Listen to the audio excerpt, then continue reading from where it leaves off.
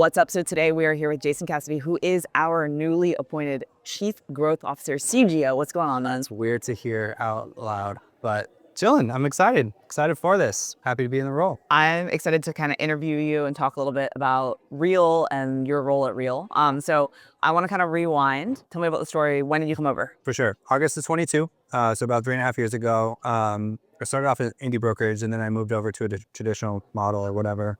Built my team there, and it was great. It was fun. But then we started evaluating the economics, and I realized I had to make a change really fast. So we started looking at the cap-based models, and it was Real was a no-brainer for us. So obviously people like you and the culture and just wanting to be around. At the time in 22, it was like the content creator place to be. Still is. But it really just like, it spoke to me as that's how we built our business when I was a real estate agent. And so I wanted to be in that ecosystem. Well, and so at the time when you moved over, I think it was really just like Real and EXP were kind of the only options. Yep. And so what, other than kind of being around like-minded people, like what were some of the other reasons that you came over initially? Yeah. I mean, I tapped on it a little bit, but economics, right? Yeah. So like, obviously being in an uncapped model, I was spending 6 figures. Economics was like the main reason that I started looking around. Our last year at the traditional model was 2021. We had a great year. It was like 60 million in volume. And so I paid them 212 grand or something like that. That's not a little bit of money. It's a lot of money. And so I was like, okay, I need to get into a cap-based model. So then obviously we started looking in here, but then it was really like a culture fit. Like I mentioned, is like just seeing all the people who are doing what I want to do, who are building their business the way I wanted to build it. I wanted to learn from them. And so that's what led me to Real ultimately. All right. So talking new role, very exciting. It's like a new role for Real, newly appointed new thing, right? New. Yep. New. What do you like foresee for everything? I'm Tell me your plans. This is really new and exciting for me because I've been an agent for 15 years or 10 years or whatever it is. So now I'm going back to like that corporate life. But that being said, I did it for the specific reason that I believed in the company and I saw the pathway to 100,000 agents. And you've been really hyping this up a lot, actually. You and Noel doing a great job talking about like our impossible goal and how do we take Real from 33,000 to 100,000. And I'm just like 100% bought into that vision. And so now I really can see a path where I can like architect this company to get there, right? Well, I think that there's so much that happens from the agent side, right? From agent attraction and bringing it like us as agents talking to people and bringing them over. But like then there also needs to be that corporate support. Yep. And while everyone at corporate supports growth and supports bringing on more agents, there isn't anyone specifically in growth. Like everyone has a little bit of hand in it, right? If you look at Tamir, you look at Jenna, you look at Dre, you look, everyone at the company like has part of it. But like having someone who's solely focused on that, I think is huge.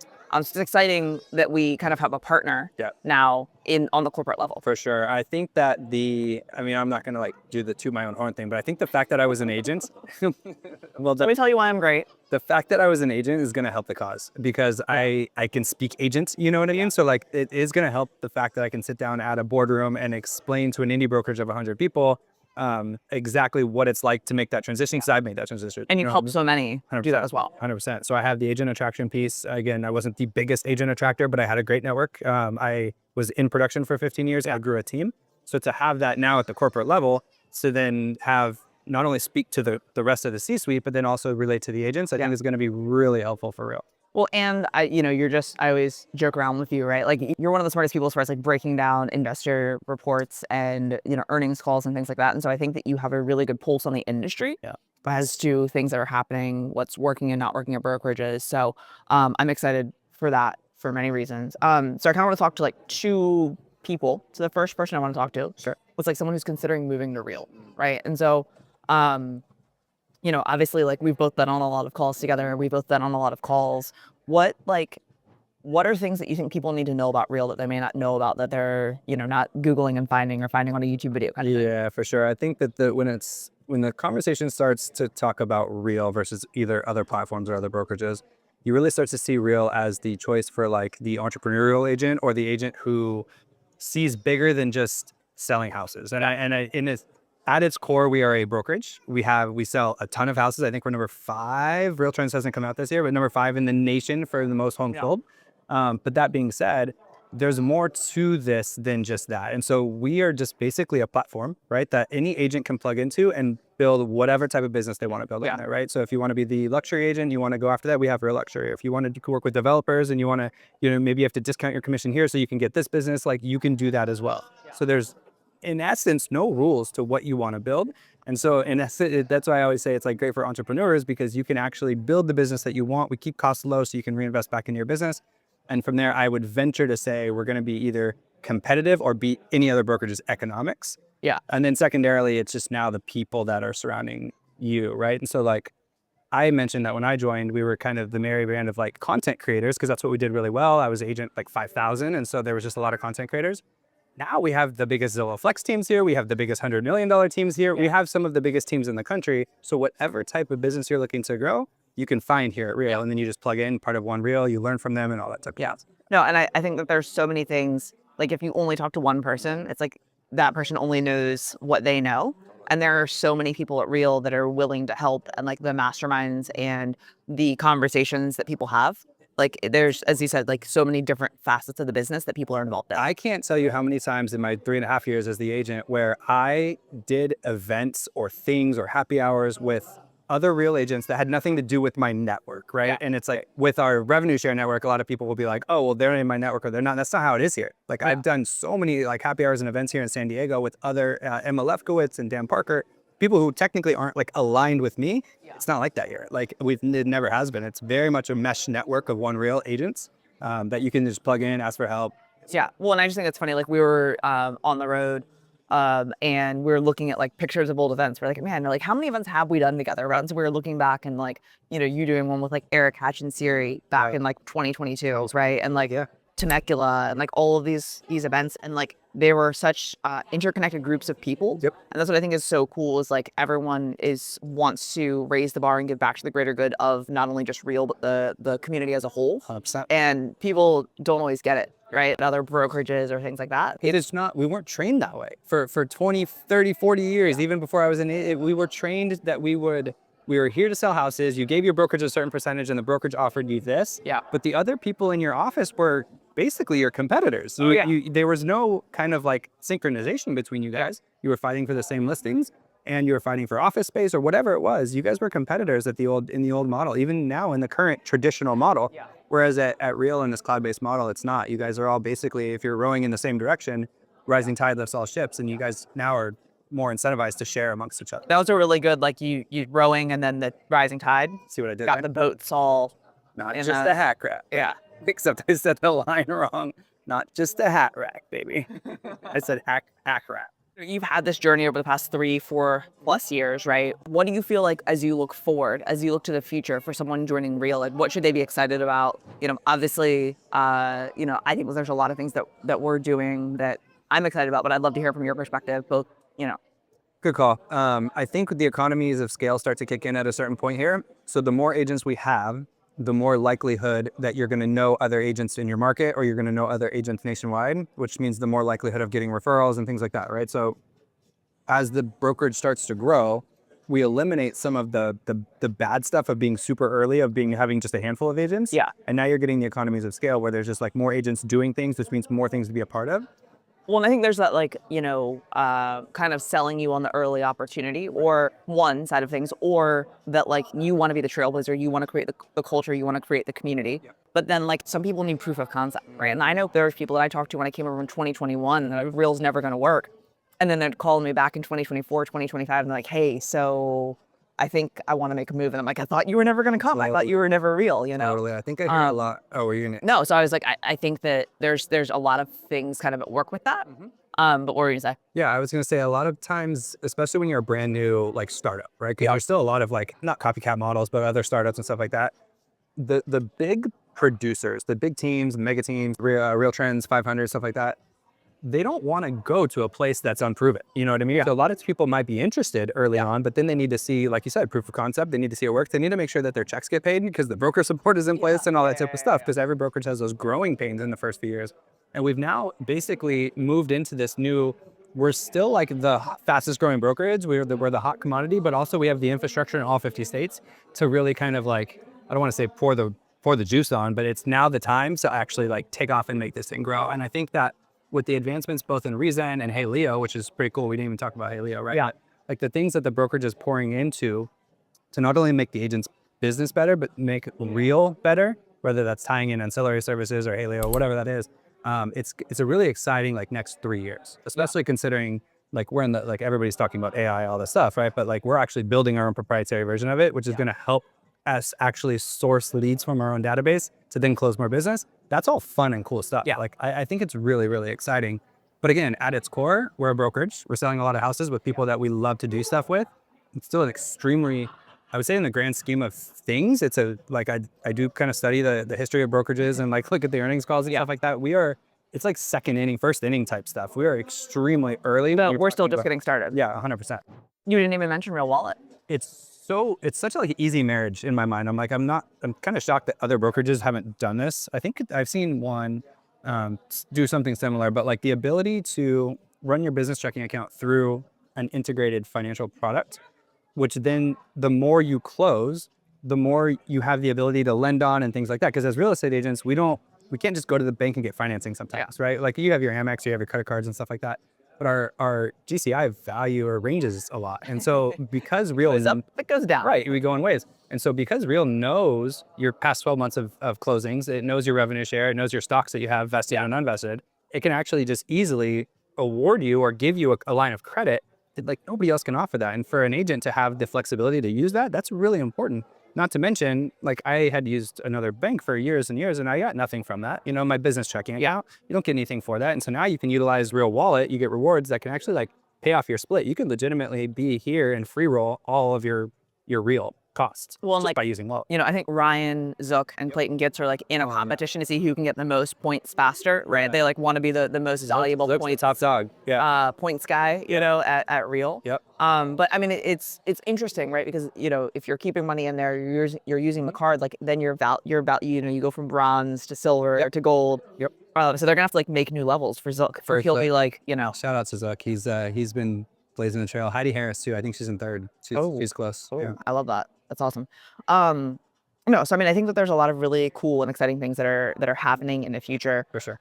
So I said I wanted to kind of like talk to two different people. So one is someone who's not here. Is there anything else that's top of mind for you? You know, you've been on, I would say probably hundreds, it's probably safe to say hundreds of attraction calls prior to stepping into this role.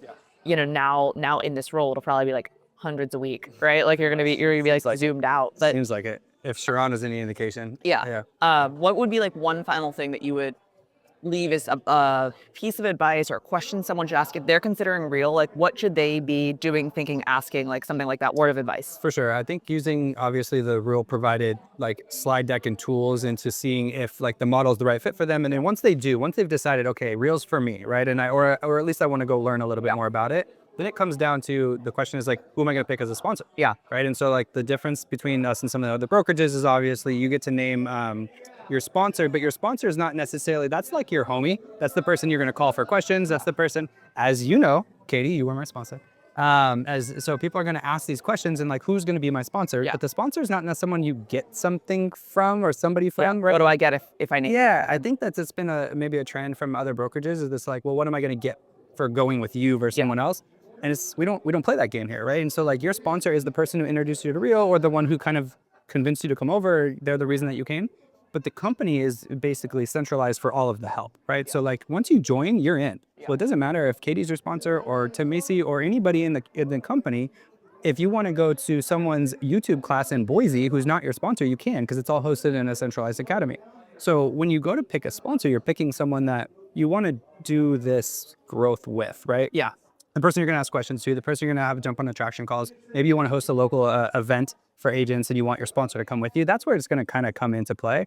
And I really love, obviously, Real's co-sponsor angle because our company is a little bit different because you can name two. Yeah. And it's not necessarily which two are going to be best for me. It's going to be the two that you have the closest kinship with and the two that you vibe with the most. It's kind of how I always say that. Vibes. So, vibes. And so like ultimately when you pick those two people are going to be looking out for you, encouraging your growth. Because again, and it's not altruistic. When you close more, they make money. And then also the company makes money. Financial alignment. There's financial alignment. Exactly. So ultimately it's not just the first person you talk to. It's the person that basically was the person who brought you into Real. Whether that means it was the first person who brought you in or the one who convinced you to come, that's kind of how you decide, not who can do what's best for you, because you kind of get all of Real no matter who your sponsor is. Well, and I think a lot of times people are like, oh, I think I'm going to name this person because maybe they'll send me referrals, or maybe they do this, and so maybe they'll also show me how to do that kind of way. Totally. And so I had a friend that actually, I think, summarized it really well. He's like, rather than thinking about who can take my, like, who can do something for my business, who's already done stuff for my business that's like the homie, Totally. as the vibes and all the things, right? That like, okay, this is the person that like has already proven to me that they're going to do something. So talking to the second person, right? I think that people at Real probably don't know what your role is, or chief growth officer, like growth. Okay, so what does that look like for you? Like how, like the line is always like, I'm here, I work for you, I support you, I'm here for you, but like what does that actually mean in practice? Yeah, good call. So ultimately, right, if you think about what the role was created to do and the net KPI, what is the main focus of the role? It's to grow the company, right? Yeah. So now to me, that means obviously agent attraction growth. Yeah. And you can maybe take a second layer that says reducing churn. So both agent growth, Attraction, because it's net agent growth, right? So it's not just new people coming in, but it's keeping people from leaving too. And so what that means to me is obviously you from leaving.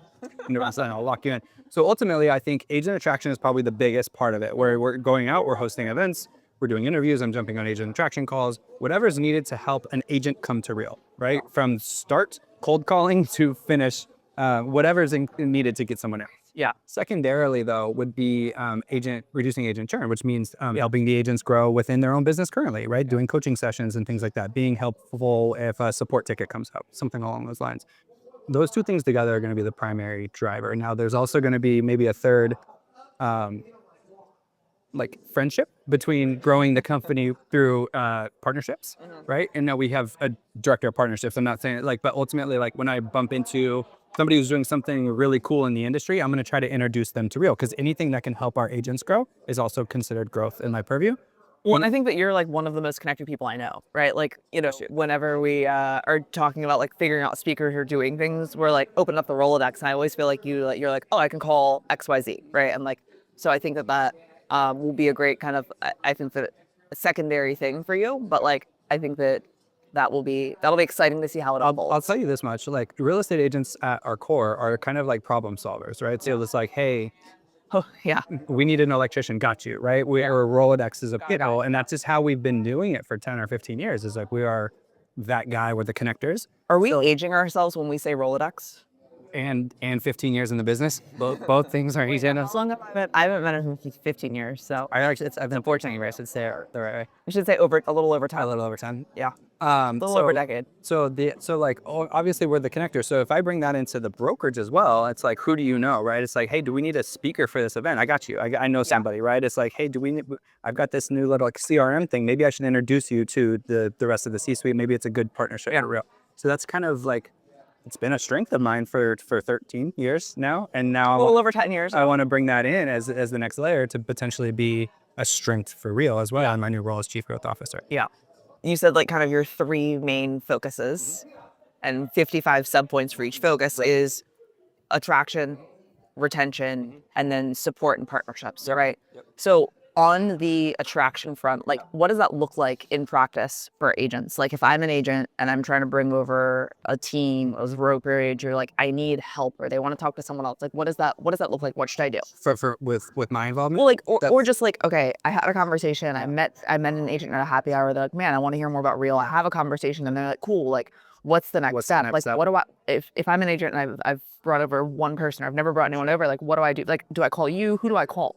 There is a process to it. I mean, there's no hard and fast rule, right? Like ultimately when the time is ready to tap someone in, you tap someone in. But usually what's going to happen is if you're an agent and you've been introduced to Real, whether that be through a event we do or social media, maybe you just heard from a friend, another agent, you've had the initial conversation, right? So someone has expressed interest in Real. What I always like to do is have that first kind of hear them out conversation. It's like, well, talk to me about where you're currently at. What's going on? Ask lots of really good questions, 100%. Understand their business, their pain points, what they like, what they don't like. I almost always say on these calls, like, I'm going to ask you a thousand tiny questions or something like that. Easy. Yeah. 1,000 easy questions. The whole point was to break it down and just be like, hey, I want to learn all about you. And you don't go right into solving, you just want to learn. And so once you've had that initial conversation, you've maybe even gone into what Real's about, talked splits, caps, right? 85, 15, 12K cap. what you usually typically want to do is set up, you send some sort of literature. So I like to use High Note. We talked about this in the past. Reel has a great slide deck. You can send it over so you can explain everything that's nuts to bolts. If they have secondary questions or they want to know more, when they want to know more, that's when you tap in the next level up, right? So usually that would be your sponsor. Not always, but most oftentimes. So like if I needed help, I would have tapped you as my sponsor, right? And then we jump on a secondary call. Once that secondary call goes through, because if you and your sponsor, are pretty aligned in what you're doing, you're going to be able to answer 99.9% of the questions. In the rare case that there's questions or maybe just something tricky situation, indie brokerages that have like weird economics or something like that, that's where you tap me in. That's where you're going to come up to Jason, reach out, be like, hey, can I jump on your calendar for a 20-minute, 30-minute Zoom, and I'm going to jump in. Well, no matter who you are, where you're at in the company, that's what I'm here for, is these kind of like escalated agent attraction calls. And ultimately, like ideal world, as we're talking about it, I wouldn't be there to talk 85, 15, 12K cap because you would have already had that conversation. Okay, what is this like coming over? Here are the things that people have dealt with. Do you figuring out? And you're going to say, hey, this is Joe. He's got an indie brokerage with 12 people. They're on a 70-30 split, and this is what they do.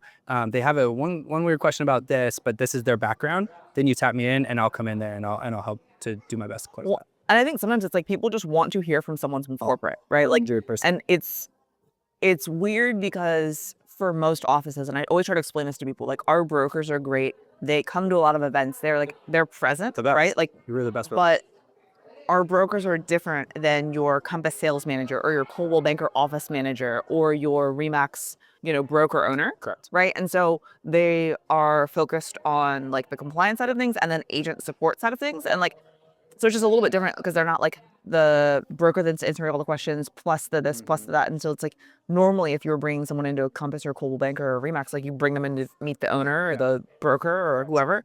And like, so that feels like a natural next step for so many people. And so when people are coming over, especially from traditional brokerages, like they want to talk to someone at corporate and like, you may or may not have a broker in your city. Like there's lots of things that are like, variables. Yep. And so having someone in corporate in this role, like I'm so excited for because that it's like you have someone who it's like that's clearly the role and clearly the person you talk to. For sure. We had one of my agents up in Coeur d'Alene. He actually had a situation where he was like, hey, I need somebody who's not an agent to jump on an attraction call. Yeah. And this was in a time where obviously like we had our growth team, but our growth team is fantastic, by the way. Obviously we have Joel and the growth team. Yeah. But they wanted someone who, it was interesting because they wanted someone who could speak agent. So they did want an agent, but they didn't want just an agent. Yeah. If that makes sense. They wanted someone from corporate, like you're talking about, or some sort of elevated role. And that's where I'm going to be able to fill a lot here at the company, is that when somebody needs just that extra tap in, a lot of time, look, realtors can be egotistical. A lot of times they just, like you said, they want to talk to someone a little bit higher. Yeah. They want to talk to someone on the C-suite or someone with a title. Yeah. That's where you're talking. And he's got a title. And there's a title now. We are titled. That's right. In your press release, it said something to the effect of like, Jason is excited to take the company to 100,000 agents, sitting at 30 plus. That's like a 3x change. So let's talk about it.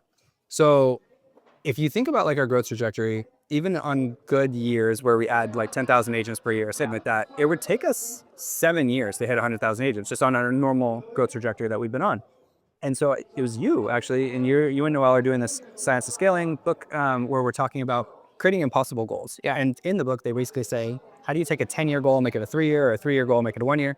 And so what we've been talking about mostly is like, okay, so how would we get to 100,000 agents this year? Yeah. It's like, sometimes that's not necessarily the goal. It's almost like a not rhetorical goal, but you start to think, what would we have to do? Well, and so like, what would you have to fundamentally change in your business in order to do, like, and I think you actually posted about it on Instagram where you were like, we said we're going to sell 50 homes. 100 homes this year. Right. What if I had to sell 500? Yeah. And it's like, I can't do that, right? We sold 80 something our last year. And so our goal was 100, but it's like to go to 500, we would have to fundamentally change something. Yeah. Same thing with Real. So we're at 33,000 agents today.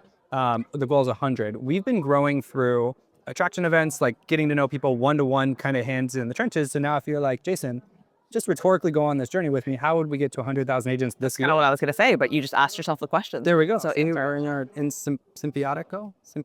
We're in sync.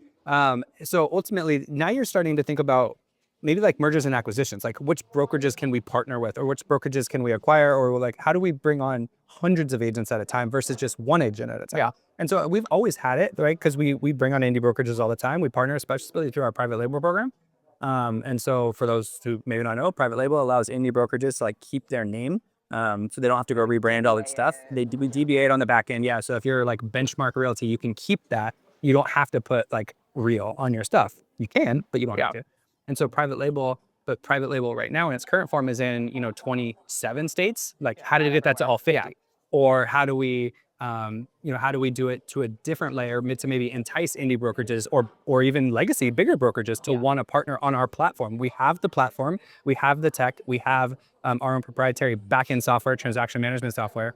Like how easy would it be for a mega brokerage of 1,000+ agents or franchise to then partner with us, keep all their branding and their stuff, and then now all of a sudden we're adding thousands at a time versus one at a time or 10 at a time. That's been the fun exercise that we've been doing, because when you say our goal is 100,000, I can physically see it. Like I can actually see our brokerage at 100,000, because now if you have 100,000 agents in the flywheel, now you have 100,000 people to also then evangelize and like the normal one-to-one stuff. You also have 100,000 partners to refer to, kind of like what we talked about earlier. Now the whole flywheel is going crazy. Well, that's where I think it's like also, you're talking about like things on a very large scale. And so I think about like an agent that has 5 people in their network, right? How do they go instead of adding another 5 people, right? Because a lot of people are like, oh, well, I brought 5 this year, so I'll bring 5 this year, so I'll bring 5 next year, so I'll bring 5. And like that's kind of like what's in their brain. Of course. And so when I trained to do that, we always do that, right? Yeah. I did 80 deals last year. Now I want to do 100, because you think in incremental goals that you can hit.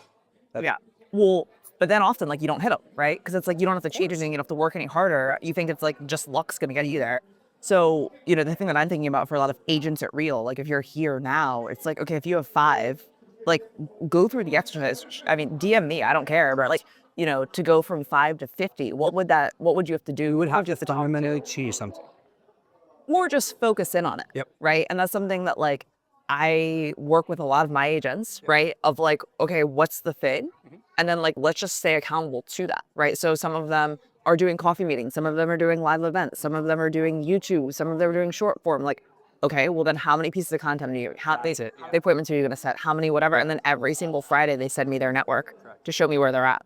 And some weeks it's up, some weeks it's down, but like it then opens up that conversation and that accountability that like, I mean, you've been in coaching and you've been a coach. Yep. It's like, how often are you sitting before your coaching call, like doing your homework? It's like, shit, I better get this done before, almost every week, right? And so it's like the same thing with like attraction. Like if every Friday you check in with your sponsor, like you're like, shit, like I should probably send out those texts I said I was going to send out, or I should probably do those follow-ups I said I was going to do. Yep. So Agreed. Yeah. I think there's a lot of layers to it. I think you're right, because if you're going from 5 to 25 or 5 to 50, maybe you don't need to break and fundamentally do something, but you need to do more like consistently more of what you had been doing. And I mean that in the sense of like, yeah, I put out a piece of content a couple times about Real, but it's like to have a strategy around that, maybe like twice a month versus once a month, right? And so you have to up the content, whatever it is that you do, live events, whatever it is. Like stay accountable to it. And you have to stay accountable, just like you would a business, right? Maybe you're running it through, I used to keep a Google Sheet just of everybody I kind of always talk to. Yeah. But then I never really followed up a ton. I probably could have been, if I was like really diligent about that, I probably would have had a much bigger network. Yeah. Well, now you can just teach people how to do it. It's just teach people. 2 last questions.